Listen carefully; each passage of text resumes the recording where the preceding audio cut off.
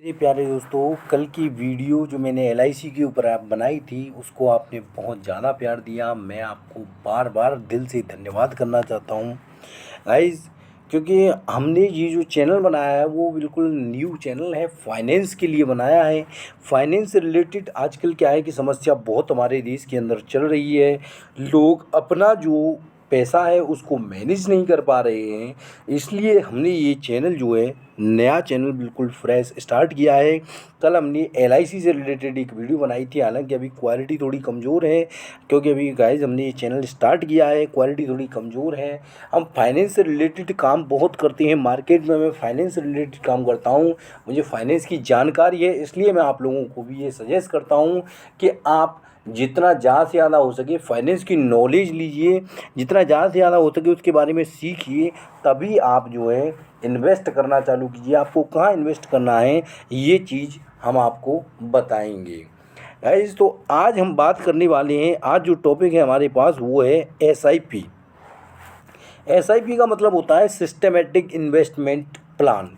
किसी भी पैसे को आप सिस्टमेटिक तरीके से किस प्रकार से चला सकते हो, वो तरीके से चलाने को ये कहते हैं सिस्टमेटिक इन्वेस्टमेंट प्लान। अब देखिए इसमें कई बातें आ जाती हैं, जैसे कब चालू करना चाहिए, कितना पैसा लगाएं, रिस्क कितना है, ये सभी सवालों के जवाब आपको इस वीडियो के अंदर जो है मिल जाएंगे। तो चलिए आगे देखते हैं। अब सबसे पहले समझते हैं कि एसआईपी है क्या। तो एसआईपी एक ऐसा प्लान है गाइस, इसमें आप छोटा अमाउंट इकट्ठा कर के एक बहुत बड़ा अमाउंट जो है प्राप्त कर सकते हो। तो मैं आपको सबसे पहले बता देता हूँ, एसआईपी जो होता है वो आप थोड़ी लंबे समय के लिए आप पैसा इकट्ठा करते हो, पैसा एकत्रित करते हो, पैसा जुटाते हो, तो एसआईपी आप लोगों के लिए एकदम बिल्कुल सही प्लान है। आपने बिल्कुल एकदम सही चुना है एसआईपी को, क्योंकि एसआईपी गाइस एक ऐसा प्लान है मेरे प्यारे भाइयों कि आप 100 रुपये से मिनिमम एसआईपी जो हमारी स्टार्ट होती है वो 100 रुपये से स्टार्ट होती है, और मैक्सिमम आप कितना भी ले जा सकते हो। आप इसको 500 रुपये कर सकते हो, 1000 रुपये पर डे भी कर सकते हो, 900 रुपये पर डे भी कर सकते हो, जितना आपका बजट बनता है उस हिसाब से आप अपनी एसआईपी स्टार्ट कर सकते हो। एसआईपी स्टार्ट करनी क्यों चाहिए? देखिए दोस्तों, मेरा मानना ये है कि आप 100 रुपये आप बैंक अकाउंट में यदि जोड़ के रखते हो तो उसका आपको ब्याज कितना मिलता है। बैंक कितना ब्याज देता है? 4% का ब्याज देता है, कोई कोई बैंक 5% का ब्याज देता है, कुछ कुछ सेविंग अकाउंट बैंक्स ऐसे आ गए हैं जैसे जो पेमेंट्स बैंक वगैरह हैं वो 6% का भी ब्याज देते थे। एफडी की बात करें तो एफडी पर आपको 9% तक का ब्याज मिल जाएगा, लास्ट यदि 9% का ब्याज आपको मिल जाएगा। लेकिन जो एसआईपी है वो प्यारे दोस्तों आपको 12%, 50% और कुछ कुछ स्मॉल कैप फंड जो होते हैं वो 20% तक का रिटर्न्स आपको दे देते हैं।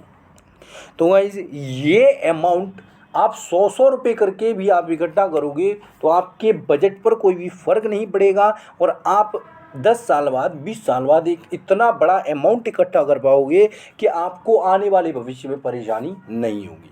मैंने आपको एलआईसी के बारे में भी कल आपको एक वीडियो दी थी, उसमें भी आपको समझाया था कि एलआईसी इसीलिए लिया जाता है ताकि आप अपनी सेविंग को भविष्य के लिए इकट्ठा कर सको। गाइस एलआईसी में भी क्या होता है, किसी की किस्त जाती है 500 रुपये महीने, 1000 रुपये महीने, 2000 रुपये महीने, जो भी अपने बजट के हिसाब से आप जो एलआईसी बीमा लेते हो उसके हिसाब से जो भी किस्त वगैरह जाती है वो किस्त आप मैनेज करते हो, और आपको 10 साल बाद 15 साल बाद जो भी उसका टर्म होता है उस साल के बाद आपको एक जो है मैक्सिमम अमाउंट आपको मिलता है। तो एसआईपी करनी क्यों चाहिए? एसआईपी इसलिए करनी चाहिए कि आप 100 रुपये इकट्ठा करके कभी भी बहुत बड़ा अमाउंट इकट्ठा नहीं कर सकते हो। 100 रुपये यदि आप बैंक में भी डालोगे तो उसका कोई फ़ायदा नहीं है, बहुत ज़्यादा ब्याज नहीं मिलेगा आपको। एक साल में 4%, 100 रुपये का एक साल में 4 रुपये मिलेंगे तो उसका कोई फ़ायदा नहीं है। तो उससे बेटर है कि आप एसआईपी करिए, क्योंकि एसआईपी एक बेस्ट प्लान है और एसआईपी सही भी रहता है। देखिए लोग कहते हैं कि एसआईपी में रिस्क है, ऐसा कुछ नहीं है। देखिए आप एसआईपी आज करते हो, आज आपने एसआईपी की और कल आपने तोड़ दी तो फिर आपको थोड़ा सा लोड एग्जिट लोड भी देना पड़ सकता है, थोड़ा सा आपको अमाउंट कम मिलेगा, लेकिन उसका फ़ायदा कुछ नहीं है। यदि आप 100 रुपये आप मान के चलिए, कुछ SIP ऐसी होती हैं जिनमें मिनिमम 500 रुपये इन्वेस्ट करना होता है मंथली, लेकिन कुछ SIP ऐसी होती हैं जिनमें मिनिमम 100 रुपये भी इन्वेस्ट करना होता है। मैं अभी आपको मोबाइल की स्क्रीन रिकॉर्डिंग पर मोबाइल पर लेके चलता हूँ और वहाँ आपको पूरा बताता हूँ कि आपको कितना पैसा जो है उसमें इन्वेस्ट करना पड़ता है। तो प्यारे भाइयों, ये वीडियो कोई स्पॉन्सर वीडियो नहीं है, आप ये मत समझना कि ये कोई स्पॉन्सर वीडियो है। ये केवल नॉलेज के पर्पज़ से मैं आप लोगों को दिखा रहा हूँ। ये हमारा स्टॉक्स का अकाउंट है। इसमें आप देख रहे हो कि ये जो आप देख पा रहे हो, ये बीच में ये म्यूचुअल फंड्स, क्योंकि SIP जो है वो म्यूचुअल फंड्स का ही एक हिस्सा है। तो ये आप म्यूचुअल फंड्स जो देख पा रहे हो, तो इस पर हम सबसे पहले टिक करते हैं। इस पर टिक करने के बाद आप देखोगे कि बहुत सारे जो हैं हमारे पास खुलकर आ गए। देखिए, ये निफ्टी 50 रिटर्न्स वाले हैं। ये जो म्यूचुअल फंड्स हैं वो टैक्स सेविंग वाले हैं। ये म्यूचुअल फंड्स जो हैं वो टैक्स सेविंग वाले हैं। और ऊपर जो हमने दिखाए थे वो किसके थे? निफ्टी 50 के थे। और यहाँ आप और भी देख पा रहे हो, ये अल्टरनेटिव सेविंग अकाउंट के ये एक्सप्लोर हैं। यहाँ आप और नीचे आओगे तो थोड़े आपको यहाँ मिल जाएंगे। देखिए, लार्ज कैप फंड। मैं समझता हूँ यदि आप रिस्क कम लेना चाहते हो तो आप लार्ज कैप में इन्वेस्ट कीजिए। यदि आप थोड़ा सा रिस्क अधिक लेना चाहते हो तो आप मिड कैप में इन्वेस्ट कीजिए। और यदि आप और थोड़ा रिस्क ज़्यादा लेना चाहते हो तो गाइज स्मॉल कैप में इन्वेस्ट कीजिए। लेकिन स्मॉल कैप में इन्वेस्ट करने के लिए आपको बहुत सारा नॉलेज होना चाहिए। स्मॉल कैप में रिस्क थोड़ा मार्केट के हिसाब से ज़्यादा रहता है, इसलिए मैं आपसे कहूँगा, मैं आपको सजेस्ट यही करूँगा कि जितना ज़्यादा से ज़्यादा हो सके लार्ज कैप फंड में ही इन्वेस्ट कीजिए, क्योंकि यहाँ पर रिस्क कम रहता है। देखिए, लार्ज कैप फंड में अगर इन्वेस्ट करना हो तो आप सबसे पहले जाइए, यहाँ पर आप देख रहे हो ये कैनरा रेबको का ब्लू चिप फंड है। इसी में आप यहाँ पर व्यू फुल लिस्ट पर क्लिक कीजिए। यहाँ आप देख रहे हो कि ये बहुत सारे फंड जो हैं हमारे खुलकर आ गए। कोटक का आ गया, ये ICICI का आ गया, ये मारिए का आ गया, ये एक्सिस बैंक का है, कैनरा रेबको का है। अब मान लीजिए हमें एक्सिस बैंक का देखना है तो एक्सिस बैंक पे आप क्लिक कीजिए। एक्सिस बैंक पे क्लिक करने के बाद आप यहाँ जो है इसकी पूरी SIP की डिटेल्स देख पाओगे कि आप SIP किस प्रकार से इस वो है, आपको रिटर्न्स मिलेंगे, क्या आपको सिस्टम मिलेगा। देखिए, जो इसमें मिनिमम SIP जो स्टार्ट होती है, देखिए मैं आपको बता रहा था कि कुछ कुछ जगह आपको जो SIP मिलेगी वो 500 रुपये की मिलेगी, लेकिन कुछ कुछ जगह जो SIP है वो मिनिमम 100 रुपये से भी स्टार्ट होती है। तो ये मिनिमम SIP एक्सिस बैंक की है, ये लार्ज कैप फंड में है। मिनिमम 100 रुपये मंथली से ये स्टार्ट हो रही है। आज इसको जो एक्सिस बैंक ने ब्लू चिप फंड जो लॉन्च किया है वो कब किया था? 1 जनवरी 2013 को इसे लॉन्च किया गया था और आज तक इसको 12 साल हो चुके हैं। 12 साल 1 महीना आज तक इसको जो है रनिंग होते होते हो चुका है। तो आप समझ लीजिए, जो फंड 12 साल तक चल गया उसमें रिस्क जो है इतना नहीं हो सकता। और ये आप जो चार्ट्स देख रहे हो, देखिए 1 मिनट, देखिए ये आप जो चार्ट देख रहे हो ना, ये चार्ट में आपको पूरा बताया गया है इस चार्ट में कि आपको देखिए 3 इयर्स के रिटर्न देखने। अभी ये जो आप देख रहे हो ये 5 इयर्स के रिटर्न है। अगर आप यहाँ पे टिक करते हो, देखिए आप यहाँ पे टिक करते हो तो ये आपको 3 इयर्स के रिटर्न दिखा देगा। आप यहाँ पे टिक्स करते हो ये 1 ईयर के रिटर्न दिखा देगा, ये 6 मंथ के रिटर्न दिखा देगा। लेकिन आप अधिकतर जो फोकस करते हैं लोग 5 ईयर पे करते हैं। अच्छा, अब देखिए, मान लीजिए मैं आपको थोड़ा सा एक नॉलेज दे देता हूँ कि आप 100 रुपये इन्वेस्ट करते हो। देखिए, बिल्कुल आपको बहुत छोटा सा अमाउंट आपको इन्वेस्ट करके दिखा रहा हूँ, लेकिन मैं मानता हूँ कि यदि आप 10,000 रुपये पर मंथ भी कमाते हो तो आपको अप्रॉक्सीमेट 500 रुपीज़ में इन्वेस्ट करनी चाहिए, क्योंकि इससे जो है आपकी सेविंग बढ़ती चली जाएगी। तो चलिए देखते हैं नीचे। देखिए, यहाँ आप कैलकुलेटर भी दिया हुआ है इसमें नीचे।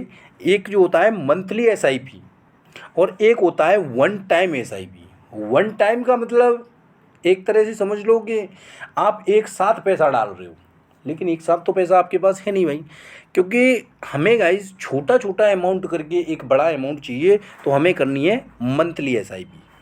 मान लीजिए मंथली SIP यदि आप 500 रुपये की करते हो, मैं 500 रुपये इसमें लेकर चल रहा हूँ मिनिमम अमाउंट। 500 रुपये की करते हो और मंथली SIP 10 साल तक लगातार आप 500 रुपये की SIP करते हो, तो 10 साल में आपने कितने रुपए इन्वेस्ट किए?